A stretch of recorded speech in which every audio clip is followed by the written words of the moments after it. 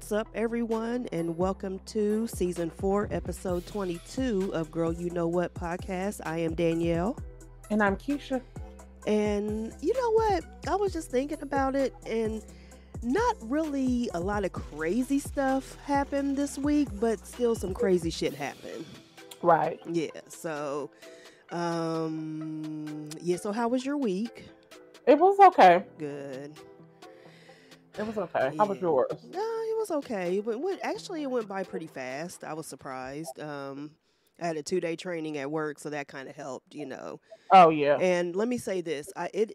So real quick. The training, it was just like we have to do like these classes, you know, of course, you know, throughout the year. Mm-hmm. And but we also have like another set of classes we have to do, like where we can take actual in-person classes online, you know, various different things. They can be instructor-led or that you can just do them yourself, you know, just self-paced, whatever. Right. So we have to do those like every 2 years or some type of certification thing we have to do. So I'm like, you know, a few points short. Like my certification's not up for like another year, but I was like, you know, let me hurry up and get this stuff done, you know, while I'm in training and all this other stuff, because I switched jobs a couple times, so I had some in-between time. So it was a writing essentials class, and I thought it was just going to be like strictly like business writing, because the job, the job I'm in now, like, I mean, you know, if you know me, you know I love to write. Right. But I thought this was going to be like more like a business class, you know, like teach you how to business write and things like that.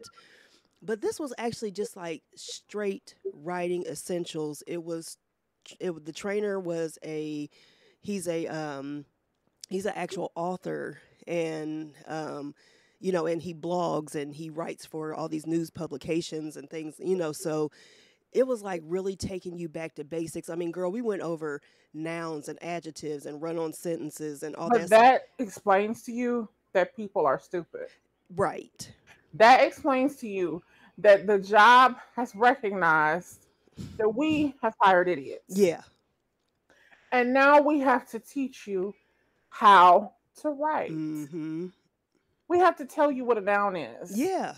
We need to tell you what a verb is. Right. We need to tell you what parts you need to make a sentence. I mean, girl, I felt like I was back at Oakland Park Elementary School. But let me say this, like, it was good, you know, like the part about it was that it did like give me a lot of reminders, but it also reminded me that there's still value in writing, you know, and that people need to know these things, like when you write, you know, and like you said, we have these classes as adults, and not just like if you're going back to school or something like that, but this is actually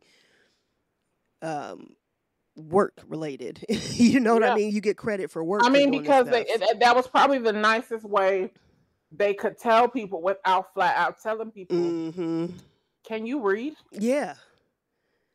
So instead of being insulting, they said, let us offer training. Right.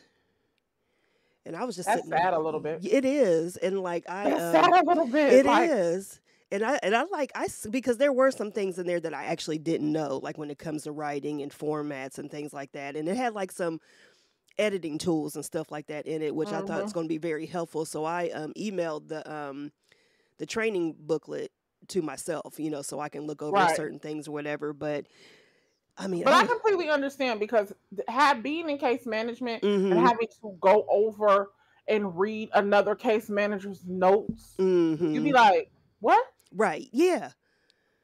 What is this? Yeah.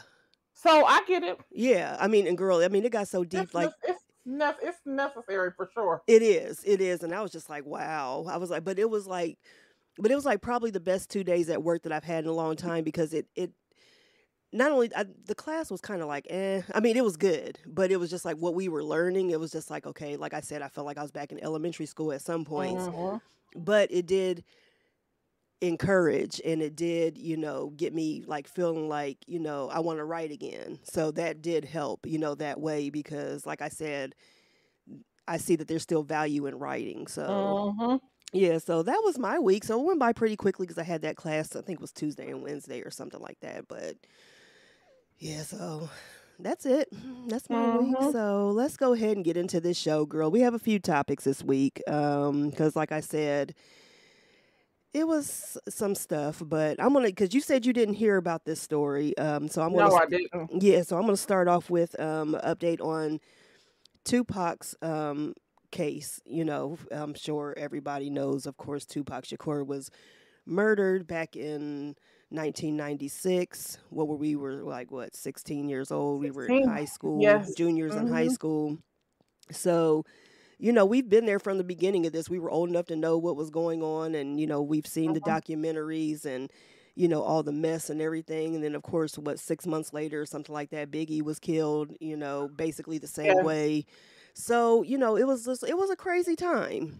We had the East Coast West Coast beef and all that stuff, and They were both killed on the West Coast, weren't they? yeah, yep, they were both. Yeah, Pac was in Vegas and Biggie was in Biggie was in, L.A. was in Hmm. California. Yeah. So, and the crazy, like I just thought about this. Both of them were killed after like major events, like that they were out Yeah. at, Mm-hmm. uh, In vehicles. yeah, in vehicles. Tupac was leaving the Tyson fight, which of course everybody knows in the 90s there was nothing like a Tyson fight. Y'all talk about Floyd Mayweather fights now, they had nothing on the Tyson fight back in the And day. y'all really, and if you think about like the Mayweather fights, Mm-hmm. it still wasn't nothing like, because I don't really think really A-list celebrities are going to Mayweather fights. No, I you think don't see nothing. B-list celebrities, Yeah.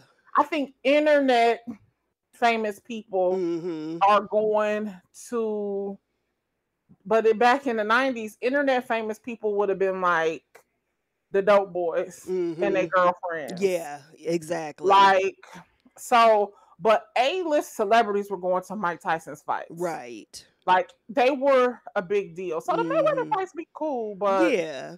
it don't be like it used to be. No. Boxing is not like it used to be. No, definitely not. And then, of course, Biggie was killed after the Soul Train party.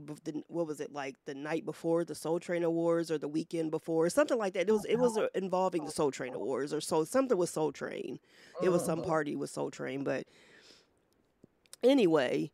So this past Monday, Nevada Police, Las Vegas Police Department, specifically, they issued a search warrant for the investigation. They're still investigating the murder of Tupac. So they issued a search warrant for a man named Dwayne Keith Davis. He's 60 years old now.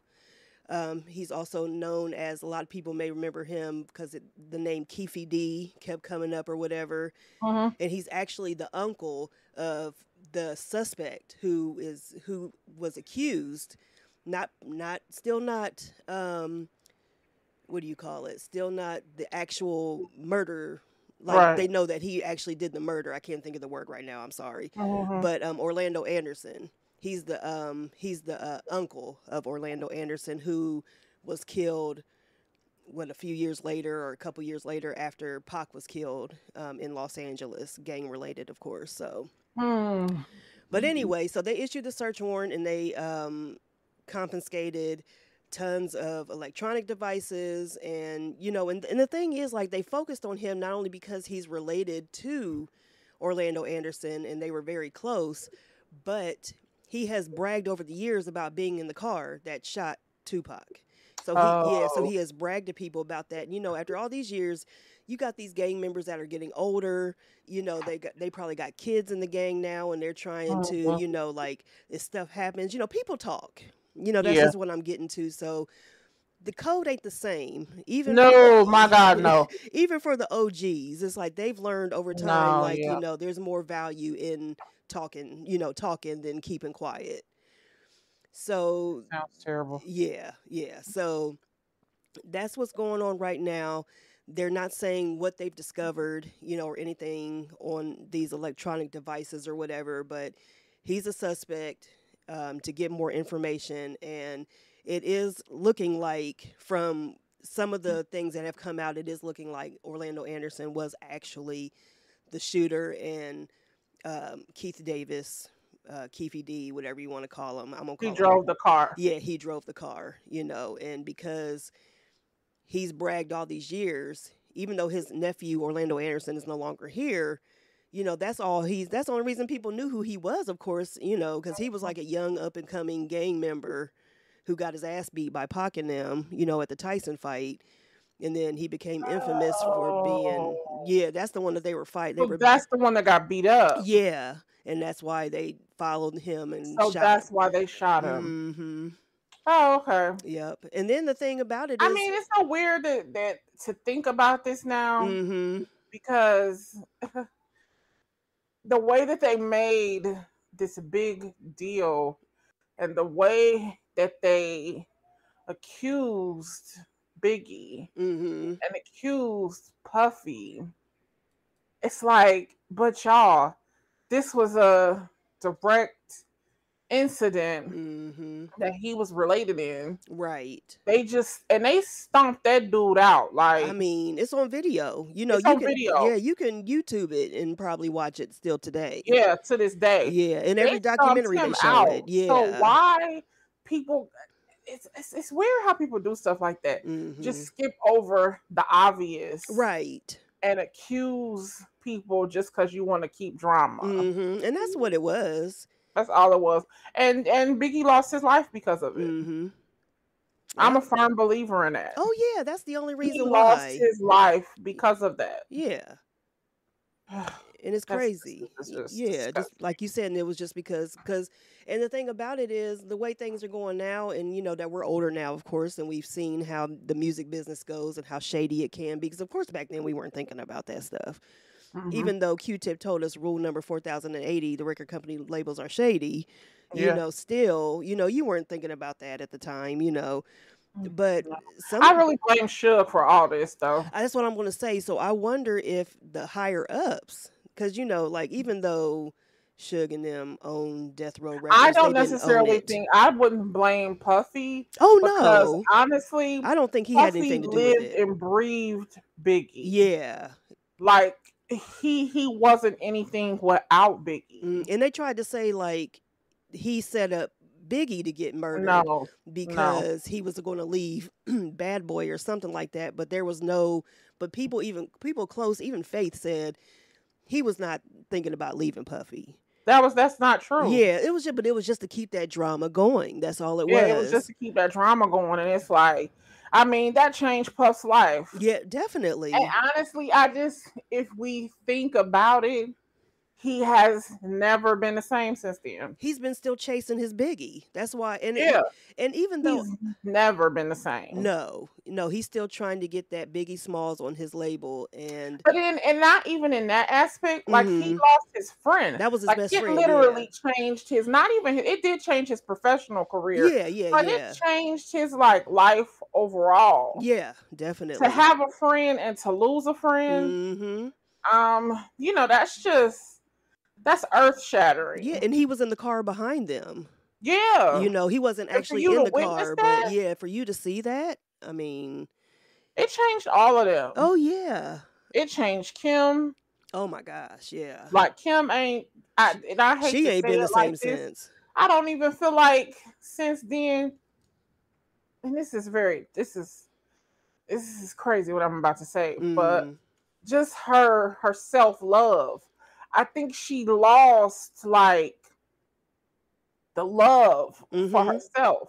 Oh yeah. Because he validated her so much. He validated her professionally. You know, he validated her emotionally. Yeah. Even though they went through turmoil and, you know, baby mama drama, girlfriend drama, wife drama. Yeah, like, they went through it all. Yeah. But he still loved her, you know, and she just ain't been right since then. Lil C's just ain't been right since then. None of them. It was just like everything just fell apart. Everything. Yeah. Yep. So, girl, so that's the latest. There haven't been any further updates, you know, but for this to come out now, you know, it's just like it's something that a lot of people knew. It doesn't bring closure. I hate to say this. It doesn't. I wish they would let it go. You know what? It's like, I get that, you know, you want to solve this murder. It's a big murder. They have a lot of people on their backs wanting this murder solved. Right. You know, But I So, wish you would let it go because yeah. now when you look at it, the totality of it, it's Hmm. really sad. Right. And I think a lot of people know by now, after all these years, who actually was involved and that it Yeah, wasn't Bad Boy, it wasn't Puffy and Biggie, it wasn't right. them, And you when I know. said, because that's what I mean, like when you look at the total situation, it's like if you look at Pac's death, you Hmm. have to immediately look at Biggie's death, and it's like it was unnecessary. Yeah. It didn't need to happen. And I'm not like trying to crap on Pac or anything, Oh, but no. his death was a in direct relation to his actions, Yeah. And like him and Suge hmm. being bullies, because they Oh, was. they Now, were. Yeah. we gonna really Clearly. be honest and talk about it. Hmm. They was bullies, Yep. and his death was a direct relation Hmm. to his behavior. I mean, And instead of people accepting that, they yeah. made it Biggie's fault. Yeah, definitely, because that was the easy scapegoat, like you said, to keep the Yeah. drama going. And even I've heard some of the diehardest Tupac fans, I don't even know if that's a word, but the diehardest, I mean, they are like Tupac down, West Coast down, but they have even said Tupac had a death wish. He just he just had it in his mind and he was easily influenced. When he got shot in that recording studio, and immediately people were in his ear saying that Puffy and Biggie set him up because they were there that night. And So can I say this? And uh-huh. I am the first person who hates to throw around diagnosis. Mm-hmm. I feel like they are so overused in today's time. Yeah. Back then, we didn't really discuss them. So, not Dear Mama, not the new documentary, Yeah. but some years ago, Mm-hmm. I watched a documentary, and I have even heard Snoop talk about this Mm-hmm. in that same documentary. They talked about his time in prison. They talked about the letters that he wrote, the Mm-hmm. things he was saying. And when I think about his age, Oh yeah, he was so young. He was still I young. honestly believe, just from his behavior, Mm-hmm. that people described, and like you said, like his behavior was so erratic. Mm-hmm. And then if you go back to his upbringing, Mm-hmm. his very contentious relationship with his mother, Yeah. um, throughout his life, not Mm. just when he was a teenager, but just throughout his life. Yeah. And don't nobody get mad at me. But I believe deep in my soul he was a paranoid schizophrenic. Oh, I can totally see that with all he went I, through and with all I he honestly saw. believe it. And I believe because he was really smart. Mm-hmm. Oh yeah, If he you was wise if you beyond his ever met a years. schizophrenic, like he was highly intelligent. Mm-hmm. They have a very um a high percentage of them have a very focused like thing with the government. Like the government is this, the government is that. Now this is back when people weren't really always talking about that. And I know he was raised a Panther. I completely understand that. But Yeah. it was the letters that he wrote in prison. Mm-hmm. And I believe he spent some of that time in solitary Oh yeah, he did. Yeah. confinement. And it just I remember feeling this way years ago. And I heard that and I was like, my God, this is giving me schizophrenic vibes. Like Mm-hmm. it really felt like, oh wow. And then I was thinking to myself, how did people miss that? Like, Yeah, because but we weren't what thinking really about it made me then. believe it What's that? was when Dear Mama on the first, maybe it was the first episode or Mm-hmm. the second one, they were asking his aunt some questions, his Mm-hmm. mother's sister, and she said, it. They must have asked, but we didn't hear them ask. Mm-hmm. And she said, no, he wasn't. He wasn't schizophrenic. And I thought, like, Lord, that was my confirmation right there. Mm-hmm. Because where y'all get that from? Like, Right. Why? Who said that? Because he exhibited clear signs that he was. But But like, to us, what did we used to say about him? Oh, he crazy. yeah, he crazy. He's Oh a my crazy God. genius. He's a Remember, mad he used to be genius. spitting at the spitting on the Yeah. police. Just his behavior was so erratic. Mm-hmm. And then when he got in prison, it almost became depressive. Like Yeah. It was like he completely changed. he just His whole personality changed while he was in prison. and then the tendencies, just the anger and Mm-hmm.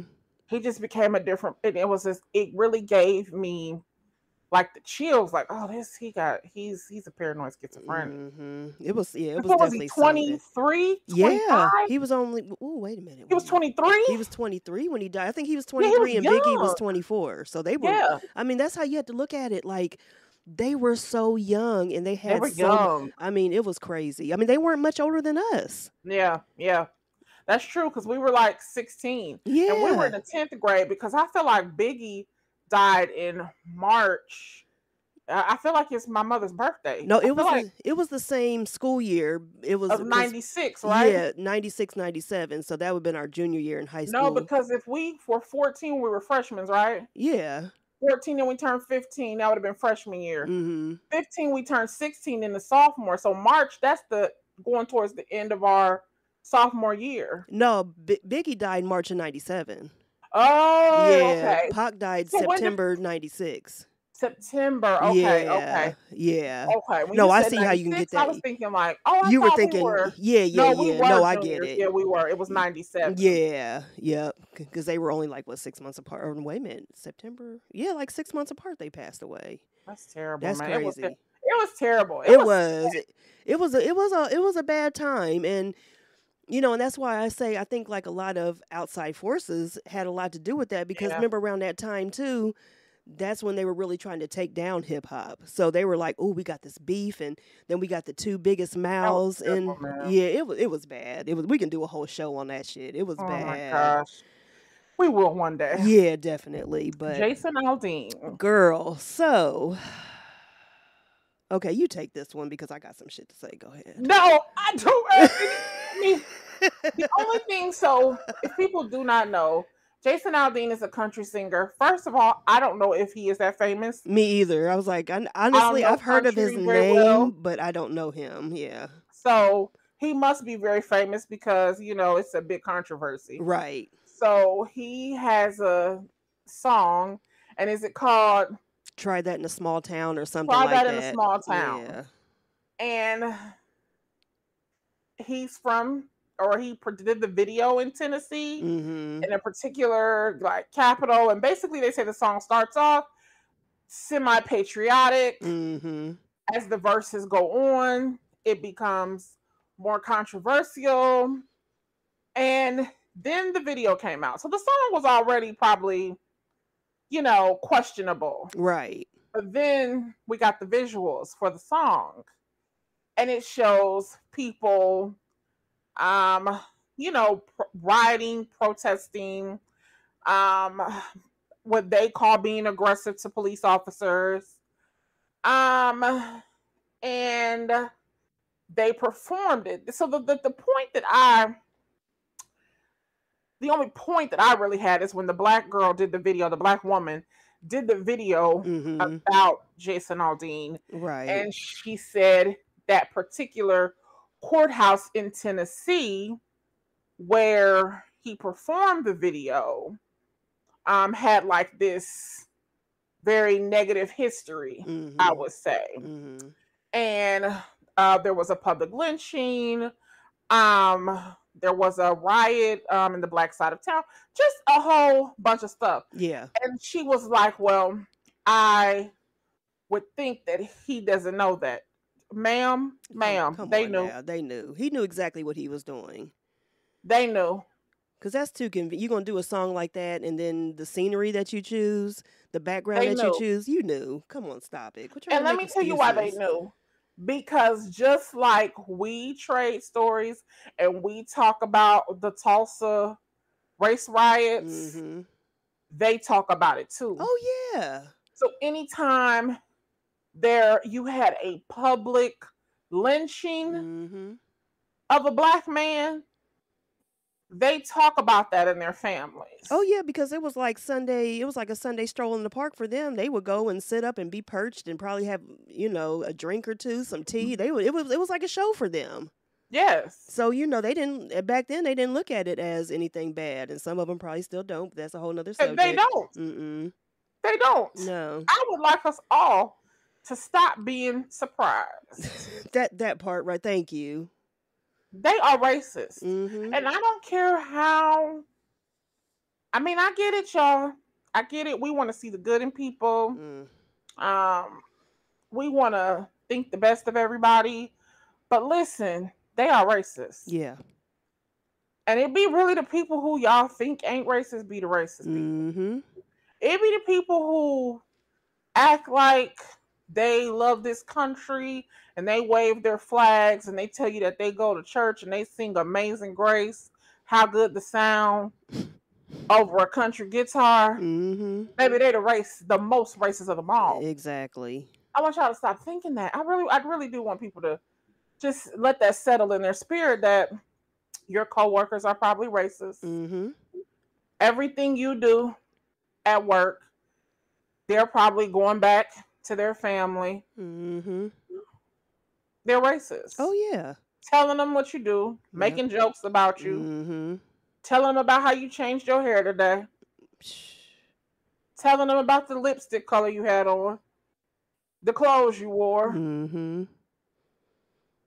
how big the black guy is that sits next to you in the cubicle. Listen. They're talking about you. They're discussing. Yeah, the conversation you had on the phone, everything. Absolutely. And I don't think we should care about it. But we also shouldn't act so surprised. And country music television. Baby, go on and play the video. Right. All y'all over there racist. Yeah, I mean, we already know what it is. So it's just like... Since when did you all believe that you were not the home of racist behavior? I don't know why you took that man's video off. Exactly. But I would really just say, go ahead and put it back on. Right. I mean, we ain't watching that channel anyway. I mean, exactly. That's what I was like. I was like, why did they remove it from that station? I was like, we ain't watching that shit. Let them enjoy it. That's what they like. Let them enjoy this shit. Y'all leave us alone over on BT, and we don't bother y'all over on CMT. There you go. Go ahead and put it on, baby. That's what y'all do anyway. Well, you know what? I think what one of my friends said this. They said the only reason why they removed it from CMT is because they play a lot of them old movies on CMT, and they don't want people to stop watching the channel. I was like, it don't matter, shit. That's what it is. Like, honey, we're not really concerned. Ain't nobody worried about happening on country music television. No, never have. It's not any of our concern. No. So just let that man have his thing. We know you're a jackass. And then nobody is scared of y'all. That's the thing. It's like y'all try to be all tough and everything and try that in a small town. You try that in the hood. Thank you. You set your little sound and your band up and your microphone and your tight ass jeans and ugly hat and everything. You set those up in the hood and let's see how that works out for you. Just guess what? Go ahead and keep living in your small town. That's it. Because I don't know why you all believe that we want to live by you. That's the part right there. And this is why I encourage Black people, stop running out there. Listen. Stop running to their side of town. Especially when you got kids, because your kids are going through hell. Quit trying to prove something and putting your kids involved in the bullshit. I mean, but I really would also encourage Black people, start, monopolizing neighborhoods and turning them into Black affluent neighborhoods. Yeah, thank you. Start moving into places and making them Black. Mm-hmm. I mean, invest back in... I don't know if it still is, but so do y'all consider like Berwick to be Black now? My uncle lived there when I was like 10. Yeah, and a lot of Black people still live in Berwick. But you don't really hear about it. But I'm just using that as a suggestion. Yeah. Like you are so quick to run out to, you want to go to Upper Arlington, or you want to, live wherever else they live at. Yeah. And I don't even make it my business to know. Right. I just know where the black people live. Yeah. And I mean, and And, yeah. you know, And of course that's always going to happen. Because some of them, some black people just feel like, once you've made it, you have to move out the neighborhood. That's just how it's always been. and we need to stop We that. need to Like stop that. let's start having conversations about those things. Yeah, I mean, you got all these real estate investors and all these, people around here, and I'm just gonna speak for Columbus because I see it every day. You got them doing all this development and everything like that, but y'all aren't developing in Mount Vernon. Y'all aren't developing in King Lincoln. Now you might open a business or something there, but you ain't living there. And you're letting And all there's the these white people problem. move in, they're And then you complain about being priced out of the area. exactly. But you should have bought there. Mm-hmm. You should have bought there. You should have encouraged your kids to buy there. Yep. Your sisters, your cousins, like, oh, it's a lot across the street. Mm-hmm. We can work together to fix the house up. Right. Like, that's what should have happened. Mm-hmm. But instead, what y'all did was you moved out. And Yep. then to move out there where they are Mm-hmm. and then complain about the way they treat you, that is very weird to me. It is. I don't I get don't know that. what you expect. You expect that? I think a lot of them believe that since they have moved out there, that they can afford it and they got money and everything like that, so they're going to be treated. They don't give a shit.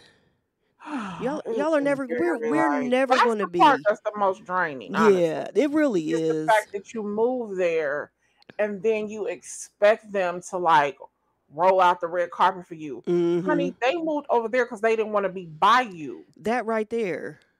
So the fact that you ran over there where they were Mm-hmm. and didn't have an attitude with them because they don't want you there, it's really. But I have said this: black people operate in a level of abuse that I don't want get to it. be associated with. Yeah.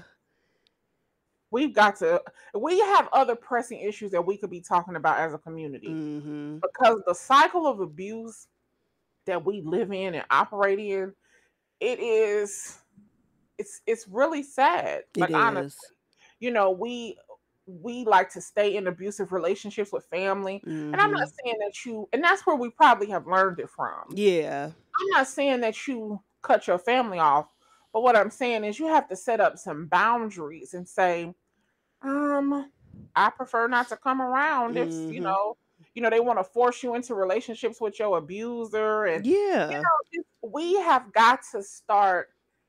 And sometimes I think we like to, like, curse people out. Mm-hmm. No, your lack of presence is enough. Yeah.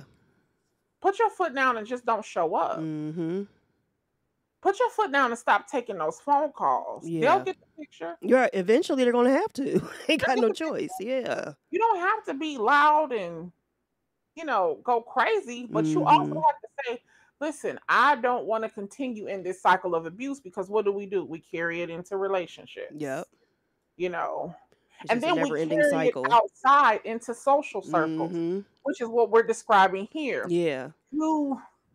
It's like you like being mistreated. Mm-hmm. I run away from things that mistreat me. Yeah, I don't want to be associated with it. It's just I don't run towards keep it over there. Yeah. Yeah. So if you see that somebody doesn't want you around, instead of saying, well, I don't want to be around you either then. Right. I'll say, I'm gonna go sit next to him. Uh-huh. Why do y'all do that? Like, I don't understand that for the life of me. I don't either. Because you only got to show me or tell me once or just give me some kind of sign. You ain't even got to do it because I'm just not, if I feel an energy or a vibe or if I just hear something, I'm not going in that space. So it's the same way like we were talking about during football season. Mm-hmm. How black parents run out and send their kids to predominantly white high schools because y'all believe that, the football program is better over there. Yeah. Okay, you send your kids to those football programs, but in the state of Ohio, remember, you only need a 1.6. What do you need? I think it's like a 1.5 or something like that. To participate in sports. Mm-hmm. So, whereas at a black high school, they care about your son's total level of the experience. Right. They want him to get good grades because they're trying to get your son into college. Mm-hmm. Them high school coaches only care about is we gonna win this trophy for the That's state it. division. They not thinking of they don't care nothing about your son going to college. They They don't care pretend about like his they do. future. Yeah, they don't give a shit about his future. They just want to know what he's going to do for me for these next 4 years. I have seen it time and time again, and you can't tell black parents nothing. And it's like, even let's just not even use sports, Mm-hmm. academics. Like you send your kids to those schools again. Oh, because this is the better school. Your kids got a 2.7. Yeah. So what? I don't get it. They not busting. Listen, my baby gonna keep going to the same school she go to. Mm-hmm. I don't need to move her to a white school to get their validation. Right. Listen, the 3.9 that she is carrying at the high school where she is just fine for me. Mm-hmm. Like, cause y'all kids over there, and you swear the curriculum is different. She's still reading the classics and doing all the same stuff that y'all doing. Right. And I'm gonna say it again, your kids got a 2.7. That don't make no sense to me. It doesn't. That don't make sense because what we don't want to accept is a lot of that is on the parent. Mm. What type of learning environment are you encouraging? We send them to these schools and we like, oh yeah, they go to what's a good white school there? They go to Upper Arlington. Mm-hmm. That's a good school. Yeah. Yeah. They go to Upper Arlington. What used to be back in the day? They go to Canal Winchester High School. Is that a high school? Yeah, but it's not that, because it's not as good as it was back in the day from what I hear. But people have moved to Canal Winchester. Exactly. So that's not feel that. So they had to just put these cool kids in straight private schools. Right. Now. Yeah, basically, pretty much. That's what they gonna do. That's what I'm saying. Y'all run to sit by them and they still gonna be one step ahead of you. Yeah. You can't afford to put your kid in no private school. So what you thought is, I'm gonna run out to Canal or I'm gonna run out to wherever it is. I don't know. I'm gonna run out there. I'm gonna run to Gahanna. Because a lot of people Gahanna used to be, the place to be. And I think a lot of people still go there. That's a nigga suburb now. It's pretty much. And it started back when we were in school. The niggas took over. Yeah. So let me tell you something. I went my cousin graduated from Gahanna Lincoln last year. And that graduation, you saw everybody. Trust me, it was predominantly it's black. Yeah. Black. I be seeing them. Black, Somalian, Hispanic. Of course there's still a lot of white people. I'll say that they're still the majority, of course, but come on now. It was a great balance. I'm going to say that. I was just I was sitting there wow. I was sitting there because it was at, where the hell does Ohio State play? The basketball arena. Schottenstein Center. It was there. Right. And, that's a big arena. And, they had a big class because Gahanna, a lot of these suburban schools, they have more than one school. Gahanna still just has the one. So, yeah, they do. Yeah. So it was a huge. Because Westerville do they still have North and South? Now they got Central. So they got North, South, and Central. So they got 3? Yeah, they got 3 now. Yep. Yeah, darn. Yep. So see, that's how it's too many people. Right. So I think Dublin has 2 or 3. Worthington has 2 still, I believe. Yeah, so I think Upper Arlington still has the 1. Because that's not a really big suburb like the other ones, but and FYI, Upper Arlington used to be all black. I saw that on Columbus Neighborhoods. Yeah, watch WOSU, watch Columbus Neighborhoods, and they do a whole special, a whole show on, I don't know, I can't remember what it's called. If I find it, I'll post it, because I know it's on their YouTube pages. That's usually how I watch it now, or on the app. But yeah, Upper Arlington used to be black. There's a whole, cemetery out there that is, black, because that's where a lot of black people settled when they first came to Central Ohio. And then they started migrating more towards the quote unquote, which wasn't at the time, but the city. And then that's when you had Mount Vernon and all that come up, because that's where they were able to start opening businesses and stuff like that. But when Upper Arlington was still farm country, yeah, they most of them settled out there. Yeah. And look at it now. Look at it now. Child, listen. So, finally, the story of the past 2 weeks. Miss Carlee Russell. And I was telling people, this is what I told people. I said, y'all, she had to be abducted. What woman would walk around without her wig? She looked crazy without that wig on. I said, what woman? It came down to the wig, girl. Wig on the side of the highway.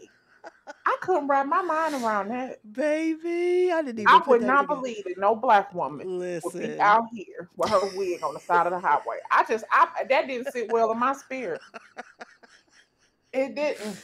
It did not. But to find out, and you did it over a man. Over a man who didn't want you. With a stripper? That part. And you know what? And I didn't even listen to it yet, but I saw Tamika record her video, like as to her response, and just looking in her eyes because I couldn't hear it, and I didn't go back and watch it.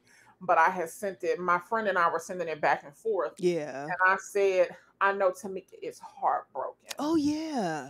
And I just. The way y'all love these men, it really disgusts me. I mean, it's just like it really breaks my heart the way that these men have taken precedent in your life. I mean, you don't even love yourself, but you do the most craziest shit for this man. You literally love a man so much that you laid your crazy hind parts in the woods. Where was you laying?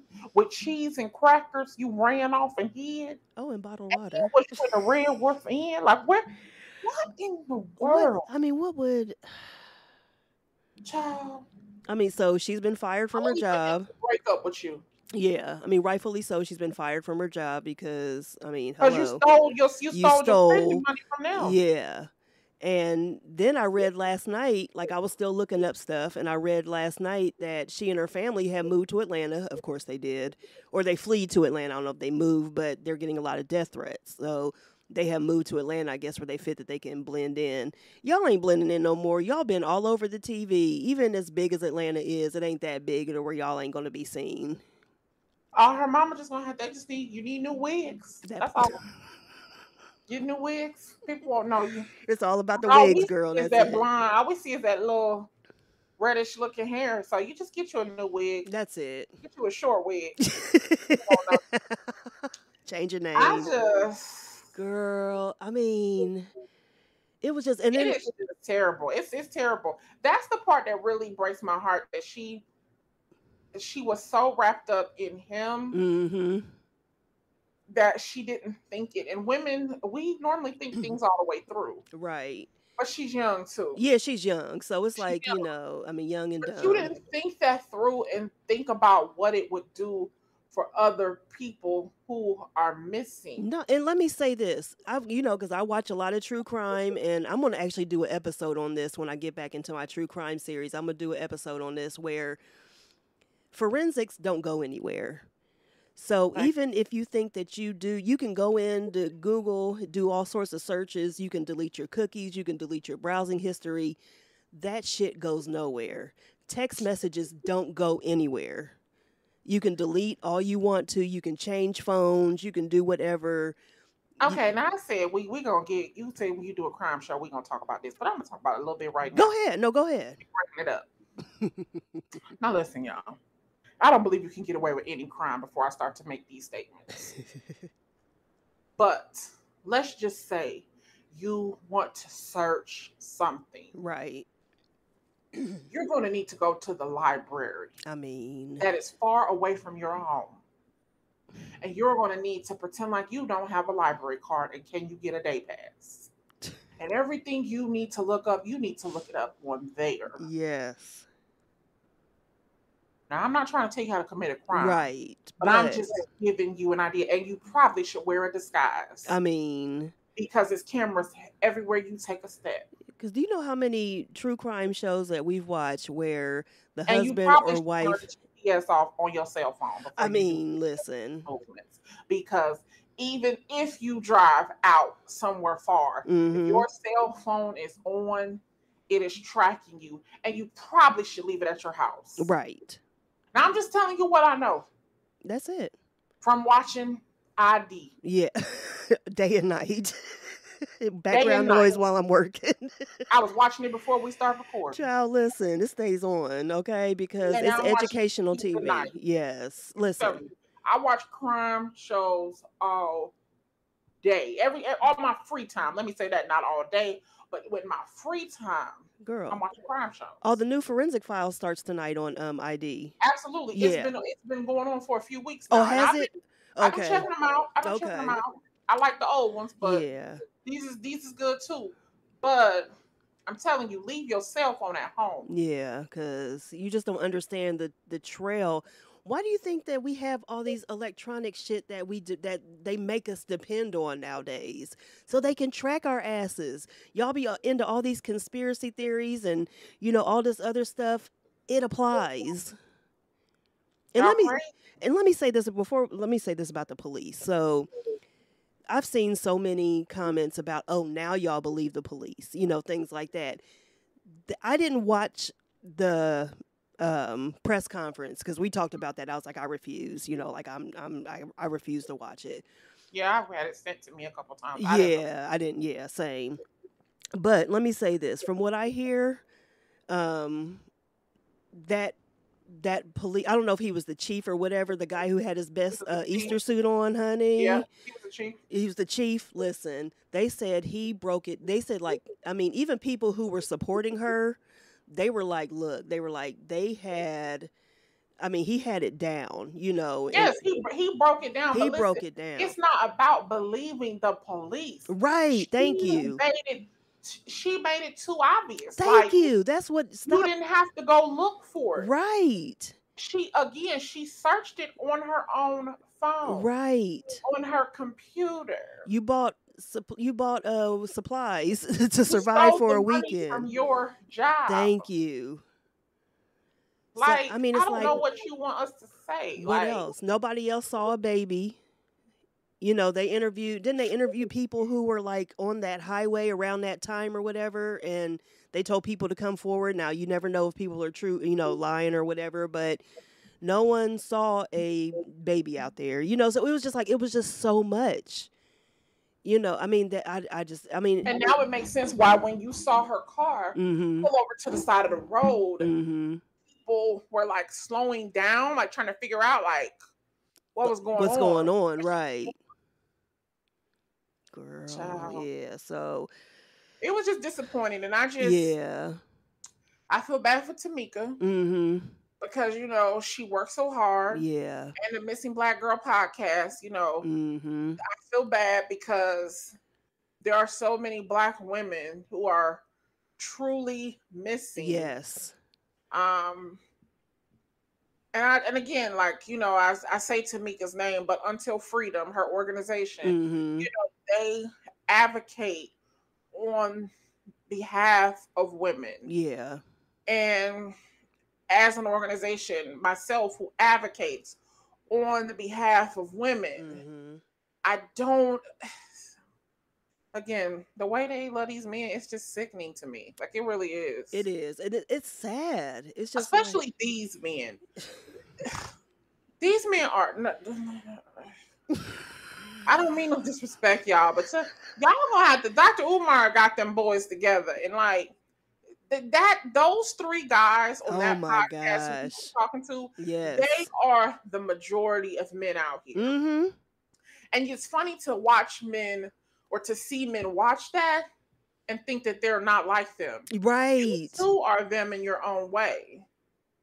Thank you. And it's that is the majority that women have to pick from. And clearly Carlee's man is one of them. Right. Because instead of telling you, I don't want to be with you. And who knows, the man might have told the girl he didn't want to be with her and she just went crazy. Yeah. You never know. Again, because who knows? Maybe you grew up in an environment where your mama is back crap crazy about your daddy. I don't know. But that's not the way you get a man's attention. Honey. Right. That just ain't the way. No. and you brought the entire country into that. That's why she came back. Yeah. Got too hot. She was like, uh-oh. She was like, because she didn't think it was going to make national attention like that. She didn't think all that through. No. Especially you see the stuff that she was Googling. You have to pay for an Amber Alert. Because she had to see, like, was her parents going to have to pay for that? Yeah. Or were they just going to, post it and look for her? Right. So, I mean, it didn't take... And you too old for Amber Alert, so I don't even know who told you. Oh, my God. They be so stupid. It just...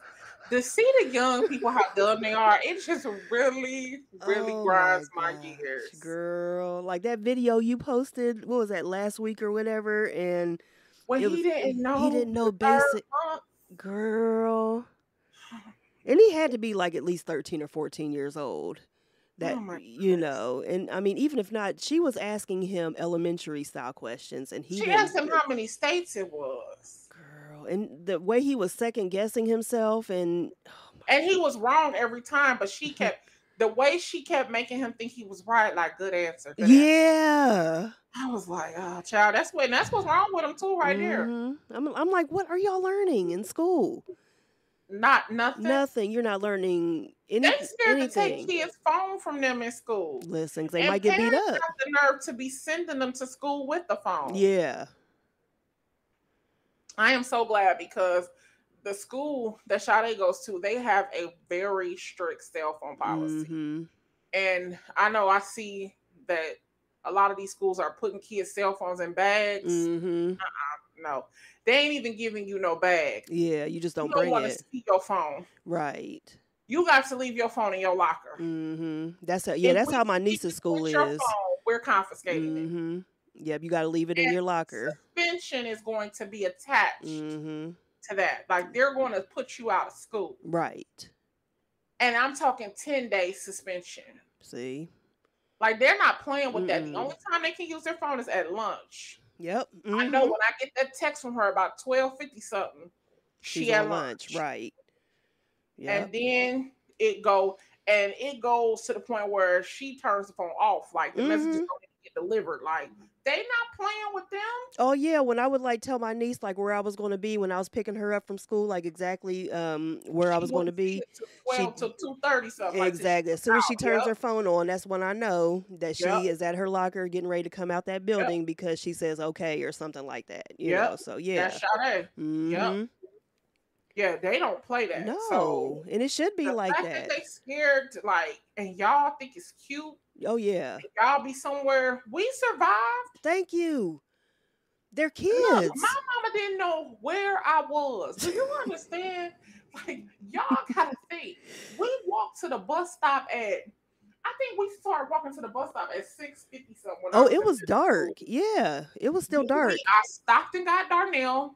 Hopefully he used to be in front of, I lived in Whispering Oaks. I feel like he lived in, was it Heather Green? I can't remember. Yeah, because the funny thing is my aunt at one point, she moved right next door to him. Yes. Yeah, yes. so he lived over there, yep. Yes, so he used to be in the front and we had to walk all the way down Carl Road until we got to, I forget what the name of that street is. But it's the street that almost it runs into that main street. I can't even think the name of it, but yeah, we had to walk all the way down Carl Road, and it was a light. Was it Walford? Walford, yep, Walford. Yep. We was walking on Walford. That's right. And we had right at that light at Walford, right before you got to the carry out down there. We had this. So that's how far we walked from the back of North Lamar where the movies was. Yep. All the way down there to that light. See? To get on the bus. My mama didn't know where I was at. No. Then I had to catch the bus to school. I didn't call my mama. And I went to class every day. She didn't hear from me again till we got home. No. And everybody survived. I mean, they tripped if we brought our like when we would bring our magazines into class, you know, and look at them, they would trip over that. So the fact that y'all parents pretend like your kids are going to die without their cell phone, we didn't die. We didn't die. During school hours, if you need to get in touch with your child, You went to the office. yep. If your and you child needs to called. get in touch with you, they go to the office. Vice versa. That's Can what I they're call there my for. mama? What you want to call your mother for? Right. And you tell them. Mm-hmm. I mean, y'all parenting style is really, ugh. But I love y'all. I Let me show mean, you. Y'all be listen. like, me out here. Don't tell me how to raise my child, especially when you ain't got no kids. Bye. Look, I got a kid. She just Right. been my hind parts. Listen. So, Basically, I pretty much got 3 of them, so listen. so it's just like just because I ain't give birth to them don't mean shit. I'm still there. So, but anyway, You know so what? Let me say no, go something. ahead, go ahead. We talking about kids. Okay. So I was just having a rough day. Uh-huh. And it was a rough day for real. And I try to not let her be affected by like the rough day. Right. Yeah. I don't think did I openly say this last week? I'm not sure that I did, but I'm going to openly say it today. My grandmother has dementia. Mm-hmm. And so the days are rough. Right. If you know the relationship I have with her, the days are rough. Yeah. So I was having a real bad day. And she was being a kid, she was just asking. We were talking about school supply shopping. I was telling her I ordered your uniforms, blah, blah, blah. Mm-hmm.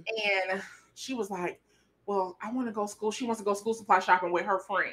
Mm-hmm. So I already said yes to that. But then she's like, well, I said, well, you can come home on this day, because then we'll do this, and this. So seemed like she wasn't okay with that. And I wasn't getting agitated, but it was just like, you pushing my buttons. Right, yeah. But I'm not going to tell you that you're pushing my buttons. So I said, ask me tomorrow. Mm-hmm. I said, because I'm not thinking straight. And today was a lot. Yeah. And that child of mine texted me back and said, everything's going to be all right. See? She said, you are a really good person and you work really hard. Mm-hmm. And I just want you to know that everything, child, when I tell you, and my eyes getting wet right now. Listen. I bursted out into tears. Mm-hmm. It overwhelmed me. It's still right now, my eyes is wet. Yeah, because you don't think that they're paying attention and that they're going to come out and just say that blatantly, because with kids, especially with teenagers, they're just like you just see them selfish. as gimme. It's about me. Selfish. Yeah, so for her to notice that, for her to know that for her to voice that she notices. Child, listen. I mean, when I say bursted out in the tears like somebody was whooping me, like I was crying so hard. Right, yes. My child, I said, let me tell you something. Kids will make you so angry, and then they will say something so profound that will bring you to your knees. Oh, they know exactly what they're doing. These kids are crafty. They know what they're doing. She really, and I know she sincerely meant it. Like, and I was like, I appreciate it. Go ahead, baby girl. Yes. She knows, like she sees. She is privileged to conversations that I have, with people because she's here with me. Yeah. So and she's getting older and she's mature, so yeah. Yeah. So that's understandable. She knows, what's going on. And for her to, it took me down. Yeah. It took me down. Poor child, but we ain't gonna have therapy 2 weeks in a row. Guys, have an amazing week. And as always, you can catch us at girl_you-know-what, at Wellness and Women, at the Pink Box TKB, and at DannieBSpeaks. Be sure to get in touch with us. Tell us how you like the show. Do you want us to talk about something that you may not really want to talk about, or you don't want to bring up, but you want us to talk about it? Because we'll talk about it. And we will. We're not scared. So other than that, I just pray that you all have a blessed week and whatever challenges life may bring you this week. I posted a scripture this morning and it says, whatsoever thing is lovely, whatsoever thing is pure, whatsoever thing is of good report, think on those things. And we are so prone to focus on what's negative, Mm-hmm. to think about the bad stuff. Don't think about the bad stuff. Do the exact opposite. Focus on the good parts of even the challenging situations. And I promise it will feel a lot lighter. Yes. So, you guys have a great week. Bye bye. Bye, everybody.